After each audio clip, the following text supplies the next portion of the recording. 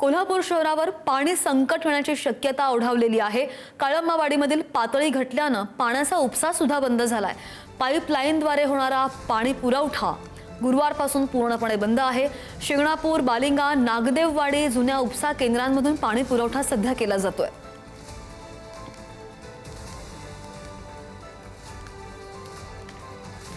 आणि या संदर्भात बोलूयात आमचे प्रतिनिधी शेखर पाटील आपल्या सोबत आहेत। शेखर, कोल्हापूर सारखा पाणीदार जिल्हा असताना पाणी टंचाईची वेळ का ओढावली आहे?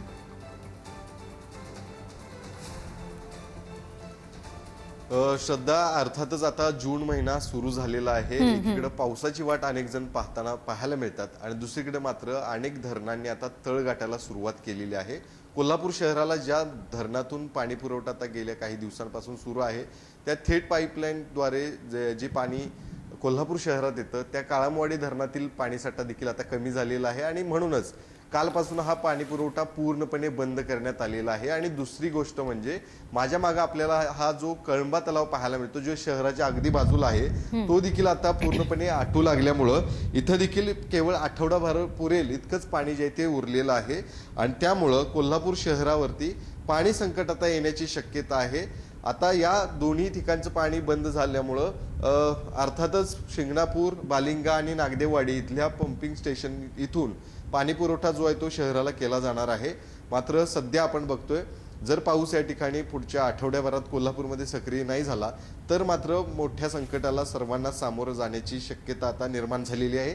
आपण जर हे कळंबा तलावाची दृश्य पाहिली तर पूर्णपणे हा सांडवा आहे ज्या सांडव्यावरून जेव्हा पावसाळ्यामध्ये हा ओव्हरफ्लो होतो तेव्हा नयनरम्य दृश्य जे आहे ते पाहायला मिळत असतं। या ठिकाणी अनेक कोल्हापूरकर गर्दी करत असतात। मात्र हाच सांडवा जो आहे तो आणि इथला बाजूचा परिसर आता या कळंबा तलावाचा जो आहे तो कोरडा ठाक पडल्याचं चित्र आता दिसतंय।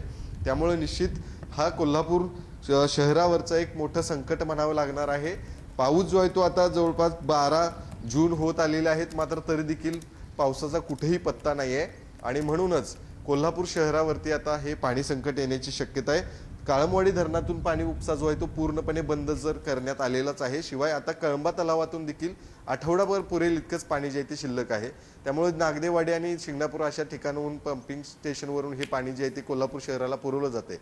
मात्र त्या ठिकाणी देखील आता पाणी टंचाई निर्माण झाली तर मात्र कोल्हापूरवर एक मोठं संकट निर्माण होईल। श्रद्धा, बरोबर आहे। कोल्हापूरकरांना पाण्यासाठी वणवण करावी लागते त्यामुळे पाऊस सक्रिय होणं अत्यंत गरजेचं आहे। शेखर, धन्यवाद दिलेल्या सगळ्या सविस्तर माहितीसाठी।